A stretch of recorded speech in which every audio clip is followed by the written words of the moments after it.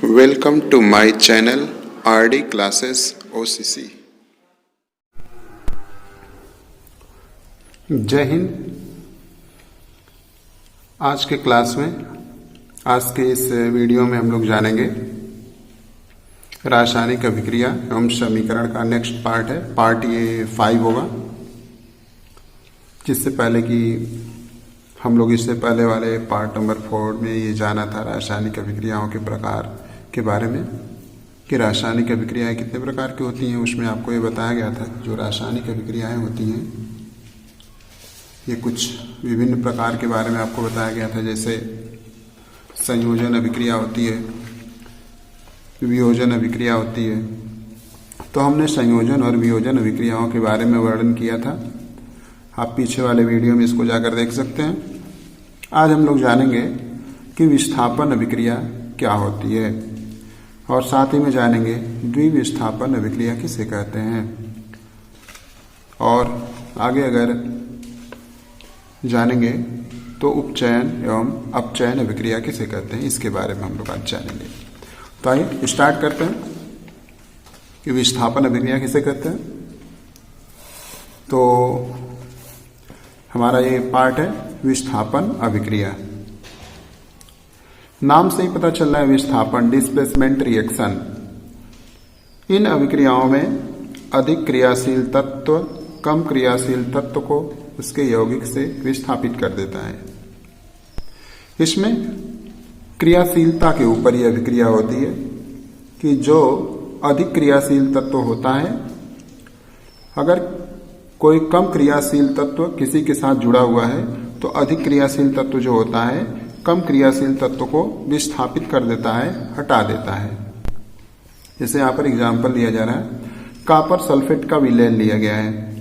Copper sulphate के विलयन में जब हम आयरन को डालते हैं, यहाँ से हम समझते हैं कि यहाँ पर एक स्टैंड लिया गया है, उस स्टैंड पर एक टेस्ट ट्यूब परख नली को कसा गया है, होल्ड किया गया है। अब इस टेस्ट ट्यूब में एक विलयन डाला गया है जिस विलयन का नाम है कॉपर सल्फेट का विलयन। इसमें ये जो विलयन भरा हुआ दिखाई दे रहा है ये कॉपर सल्फेट का विलयन है। Copper sulphate CuSO4 copper sulphate का विलयन है। अब इसमें एक धागे से बांध करके लोहे के किल, जिसको हम कह सकते हैं लोहे के किल या फई को इसमें डाल दिया जाता है। तो इसमें कुछ समय बाद देखने पर यह पता चलता है कि जो कॉपर सल्फेट का विलयन हमने लिया था, इस विलयन से आयरन जो होता है कॉपर को विस्थापित कर देता है।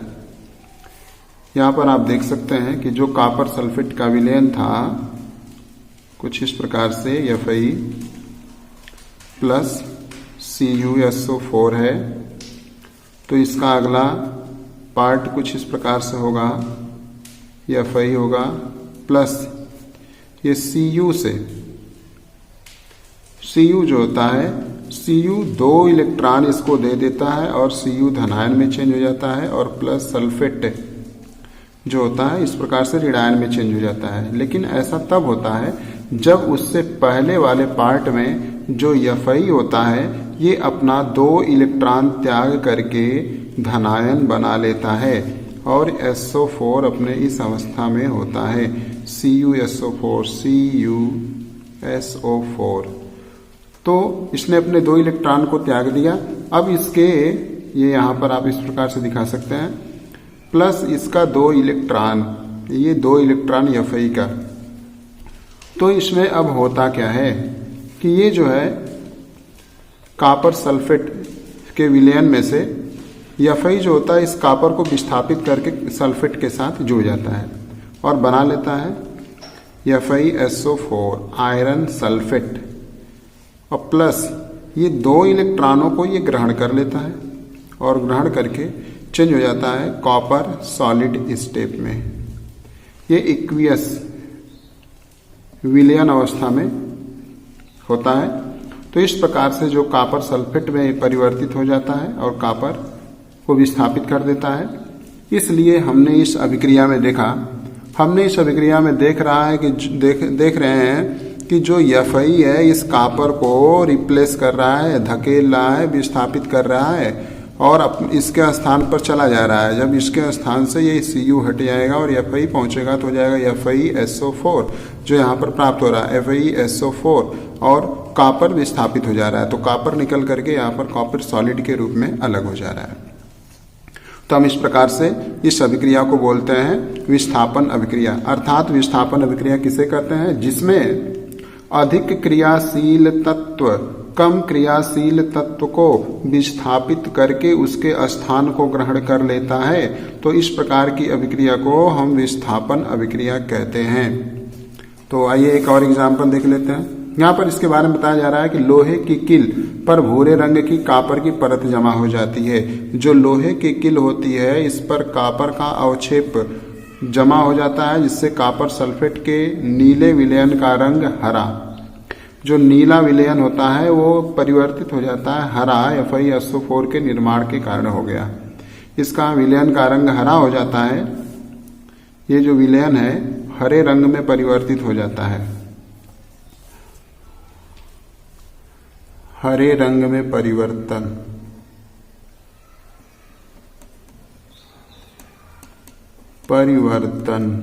भूरे रंग का हरे रंग में परिवर्तन देखने को मिलता है। उसी प्रकार से यहाँ पर एक जिंक की अभिक्रिया हम कॉपर सल्फेट से करवा रहे हैं। तो ये रिएक्शन यहाँ लिखा हुआ है, कुछ स्टेप से आगे देखिए कैसे बढ़ता है। ये जिंक अपना 2 इलेक्ट्रॉन त्यागता है, प्लस यह अपने आयनों में टूट जाता है। कॉपर 2 धनायन प्लस सल्फेट 2 ऋणायन में टूट जाएगा और इस प्रकार से ये जो जिंक होता है ये इस सल्फेट के साथ क्रिया कर जाता है, क्योंकि कॉपर की सक्रियता कम होती है जिंक से। इसलिए जिंक को इस कॉपर को जिंक ने विस्थापित कर दिया, धकेल दिया, निकाल दिया और इसके इलेक्ट्रॉनों को ग्रहण कर लेगा। और ग्रहण करके ये जिंक जो है इसके 2 इलेक्ट्रॉनों को ग्रहण करेगा और ग्रहण करके जिंक सल्फेट बना लेगा, जिंक सल्फेट SO4। और ये यहाँ पर कॉपर को विस्थापित कर देगा और बना लेगा कॉपर। तो यहाँ पर आप इसे देख सकते हैं, ये जिंक सल्फेट का निर्माण हो रहा है और यहाँ पर कॉपर। तो यहाँ पर ये बताया भी जा रहा है कि जिंक कॉपर से अधिक क्रियाशील तत्व है। जिंक की क्रियाशीलता कॉपर से अधिक होती है। तो आपने इस प्रकार से देखा कि विस्थापन अभिक्रिया क्या होती है और इस विस्थापन अभिक्रिया में कौन किसको विस्थापित कर रहा है। तो इसके बाद हम सेकेंड पार्ट इसका देखेंगे। पार्ट नंबर 4 है नेक्स्ट पार्ट, द्विविस्थापन अभिक्रिया। ये द्विविस्थापन अभिक्रिया क्या होती है? इसका नाम ही है कि द्विविस्थापन, 2 लोगों का विस्थापन होता है। या ऐसा कर सकते हैं कि ऐसे होता है कि इसमें आदान प्रदान हो जाता है, गिवेन और टेकन हो जाता है। इस अभिक्रिया में उत्पादों का निर्माण 2 यौगिकों के बीच आयनों के आदान प्रदान से होता है। इसमें यह अभिक्रिया पूरी की पूरी तब होती है जब पूरे के पूरे आयन ट्रांसफर हो जाते हैं, आयनों का आदान प्रदान हो जाता है। तो आइए देखते हैं, यहाँ पर लिया गया है सोडियम सल्फेट होता है Na2SO4 और यहाँ पर लिया गया है बेरियम क्लोराइड जो है CaCl2। तो इससे बन रहा है BaSO4 और ये बन रहा है 2NaCl। बन कैसे रहा है चलिए इसके बारे में देखते हैं। थोड़ा सा इसको समझने के लिए यहाँ पर चलिए देखते हैं। आइए रिएक्शन को समझने के लिए एक प्लेन पार्ट लिया जाए। बेरियम क्लोराइड और सोडियम सल्फेट से अभिक्रिया करवाना है। देखते हैं हम लोग। Sodium sulphate Na2SO4 plus BaCl2। तो सबसे पहले ये होता क्या है कि इनको जब हम विलयन में डालते हैं तो ये आयनों में पहले टूट जाते हैं। किस प्रकार से टूटते हैं जरा यहाँ से देखते हैं। सोडियम 2 भाग है तो 2 भाग Na धनायन में चेंज हो जाता है और प्लस ये सल्फेट जो होता है इस प्रकार से ऋण आयन में चेंज हो जाता है। ठीक इसी प्रकार से जो बेरियम है ये धनायन में चेंज होता है, प्लस 2 भाग क्लोरीन है ये क्लोराइड आयन में चेंज हो जाता है। अब इसमें समझने की बात यह है कि ये फर्स्ट पार्ट है, ये सेकेंड पार्ट है। अब इसमें ये समझना है कि ये कह रहा है कि द्विविस्थापन अभिक्रिया में अभी अभी आपको समझाया गया है कि आयनों का आदान प्रदान हो जाता है। मतलब कि फर्स्ट पार्ट का जो धन आयन होगा वह धन आयन दूसरे वाले पार्ट के ऋण आयन के साथ जुड़ेगा, और जो फर्स्ट वाले का ऋण आयन होगा दूसरे के धन आयन के साथ जुड़ेगा। कितनी आसान सी बात है, ये तो पहले वाले से भी सिंपल बात हो गई ना, कि हम देख रहे हैं कि इसका जो प्लस है फिर इसी के माइनस के साथ तो नहीं जुड़ेगा। क्यों नहीं जुड़ेगा? क्योंकि नाम है ये द्विविस्थापन अभिक्रिया जिसमें आयनों का आदान प्रदान होता है। तो लेन देन कब होगा? जब इसका प्लस वाला इसके माइनस के साथ जाकर के रिएक्ट होगा। जरा इसको समझें। एज सेम जब इसका माइनस वाला इसके प्लस वाले के साथ जाकर रिएक्ट हो जाएगा तो हमें क्या प्रोडक्ट मिलने वाला है? जरा देखें, यहाँ पर 2 भाग सोडियम है और 2 भाग क्लोराइड है। सोडियम आयन और क्लोराइड आयन दो भाग दोनों है, और एक के पास प्लस चार्ज एक के पास नेगेटिव चार्ज है। तो आयनों भी इस प्रकार से ये दोनों आयन मिल करके बना लेंगे 2 भाग NaCl, सोडियम क्लोराइड प्लस। ऐसे ही ये देखिए बेरियम के पास 2 धन आवेश, इसके पास 2 माइनस आवेश है, दोनों मिलकर के आयन अपना रिमूवल कर लेंगे, मिल करके एक उदासीन हो जाएंगे और हो जाएगा बेरियम सल्फेट BaSO4। तो इस प्रकार से ये अभिक्रिया हो जाती है। तो इसमें हमने क्या देखा कि एक आयन दूसरे आयन से आदान प्रदान हो रहा है। इसका वाला इससे ले रहा है, इसका वाला इससे, दोनों एक दूसरे में रिमूवल हो जा रहे हैं, चेंजिंग कर ले रहे हैं, आपस में आदान प्रदान कर ले रहे हैं। तो इस प्रकार की अभिक्रिया को हम द्विविस्थापन अभिक्रिया कहते हैं। चलिए तो आइए देखते हैं। इसमें वही बात यहाँ पर आपको समझाई भी गई है कि यहाँ पर सोडियम सल्फेट था, सोडियम सल्फेट से बेरियम सल्फेट हो गया है। बेरियम अभी आपने देखा उसको, सोडियम सल्फेट से बेरियम सल्फेट बना था, और यहाँ पर 2 भाग सोडियम क्लोराइड बना हुआ था। तो यहाँ पर नाम दिया गया है सोडियम सल्फेट है, बेरियम क्लोराइड है, और बेरियम सल्फेट बन जा रहा है और सोडियम क्लोराइड बन रहा है। तो इसे हम द्विविस्थापन अभिक्रिया कहते हैं। यहाँ पर वही बात बताया जा रहा है कि क्या होता है इसमें कि बेरियम सल्फेट BaSO के सफेद अविलेय अवक्षेप का निर्माण होता है। इसमें श्वेत रंग के सफेद रंग का एक अवक्षेप बनता है। अवक्षेप का अर्थ होता है परत बन जाना। जैसे आप किसी चीज को परत को बारे में जानते हैं कि किसी के ऊपर उसकी लेयर जमा हो जाना, इसीलिए इस अभिक्रिया को अवक्षेपण अभिक्रिया भी कहते हैं। यह इस पर एक परत का निर्माण कर देती है, इसलिए इसको अवक्षेपण की अभिक्रिया भी कहा जाता है। तो चलिए ये हो गया हमारा द्विविस्थापन अभिक्रिया। इसके बाद हम नेक्स्ट जानेंगे हमारा उपचयन एवं अपचयन। तो सबसे पहले हम जानेंगे उपचयन के बारे में कि उपचयन क्या होता है। उपचयन को हम ऑक्सीकरण के नाम से भी जानते हैं, याद रखेंगे। उपचयन को हम जानते हैं ऑक्सीकरण के नाम से। ऑक्सीडेशन, ऑक्सीकरण के नाम से जाना जाता है। ऑक्सीकरण क्या होता है? जब किसी पदार्थ में ऑक्सीजन की वृद्धि हो जाती है तो उसको ऑक्सीकरण कहते हैं। या कह सकते हैं कि जब किसी पदार्थ से हाइड्रोजन का निष्कासन हो जाता है तो हम उसको ऑक्सीकरण कहते हैं। तो याद रखेंगे, जब किसी पदार्थ से ऑक्सीजन की वृद्धि या हाइड्रोजन का निष्कासन होता है तो जो अभिक्रिया होती है उस अभिक्रिया का नाम दिया जाता है उपचयन अभिक्रिया। इसमें केवल पहला पार्ट बताया जा रहा है, ये उपचयन अभिक्रिया। तो जैसे यहाँ पर अभिक्रिया में क्या देख रहे हैं, कार्बन है और ऑक्सीजन है। पहले कार्बन के साथ कोई ऑक्सीजन नहीं जुड़ा हुआ था। अभिक्रिया के पश्चात जो अभिकारक का निर्माण हो रहा है इसमें आप देख रहे हैं कि कार्बन के साथ ऑक्सीजन आकर जुड़ चुका है। तो बताया गया था कि जब किसी पदार्थ में ऑक्सीजन की वृद्धि हो जाती है तो इसमें ऑक्सीजन की वृद्धि हो चुकी है। पहले कार्बन 0 था, अब 2 भाग कार्बन ऐड हो चुके हैं। तो इसे हम ऑक्सीकरण या उपचयन की अभिक्रिया कहते हैं। फिर दूसरा है जैसे कापर है, कापर का ऑक्सीजन से अभिक्रिया होकर के कापर ऑक्साइड बन जा रहा है। इसमें भी ऑक्सीजन तो पहले उपस्थित ही नहीं था, बाद में इसमें अभिक्रिया होने के पश्चात जो नया उत्पाद बन रहा है इस उत्पाद में आकर के कापर ऐड हो, ऑक्सीजन ऐड हो जा रहा है कापर के साथ। तो वही बताया गया है कि जब किसी पदार्थ में ऑक्सीजन की वृद्धि होती है या addition of oxygen and removal of hydrogen, मतलब ऑक्सीजन जब आकर उसमें जुड़ जाता है तो हम इसको कहते हैं कि ऑक्सीकरण हो रहा है या उपचयन हो रहा है। एज सेम इसमें हम क्या देख रहे हैं कि ये जब हम इसको कॉपर ऑक्साइड को हाइड्रोजन के साथ हिट करते हैं तो इसमें क्या हो रहा है कि गर्म करने से कॉपर निकल जा रहा है और हाइड्रोजन के साथ ऑक्सीजन जाकर के जुट जा रहा है। अब इसमें देखने की मजे की बात है कि ऑक्सीजन तो इसमें से निकल गया, कॉपर में से ऑक्सीजन बाबू गायब हो चुके हैं, बट हाइड्रोजन वाले के पास आकर के जुड़ चुके हैं। तो इसमें हाइड्रोजन के साथ ऑक्सीजन आकर जुड़ रहा है, इसका तो ऑक्सीकरण हो गया, उपचयन हो गया, बट ऑक्सीजन इसमें से निकल चुका है कॉपर से। कॉपर में से निकल जाने की वजह से इसको हम अपचयन कह देते हैं। अब अपचयन लास्ट एग्जाम्पल आ गया अपचयन पर, तो अब हम यहीं से जान लेते हैं कि अपचयन किसे कहते हैं। तो आइए देख लेते हैं आगे इसको कि अपचयन किसे कहते हैं।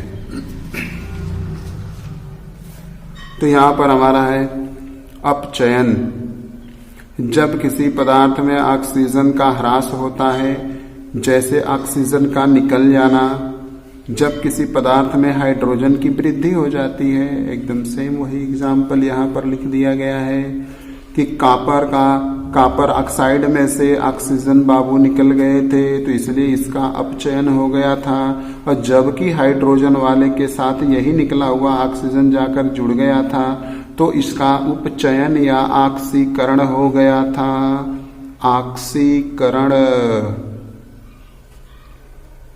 ऑक्सीकरण इसका हो गया।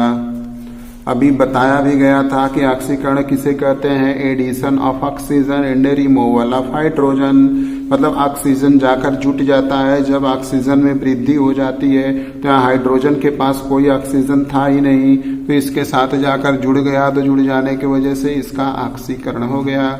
लेकिन इसके साथ ऑक्सीजन एक भाग था, यहाँ पर आने के बाद वो भी गायब हो गया, तो इसका मतलब इसमें से ऑक्सीजन निकल रहा है, कम हो रहा है, गायब हो रहा है। तो जिसमें से ऑक्सीजन घटता है तो उसको हम कहते हैं कि यह अपचयन हो रहा है। तो अब बात ये एक समझने की आती है कि अगर कोई रिएक्शन ऐसा हो रहा है जिस रिएक्शन में ऑक्सीकरण और अपचयन दोनों एक साथ होता है, उस पूरे के पूरे रिएक्शन को हम रेडॉक्स रिएक्शन कहते हैं। रेडॉक्स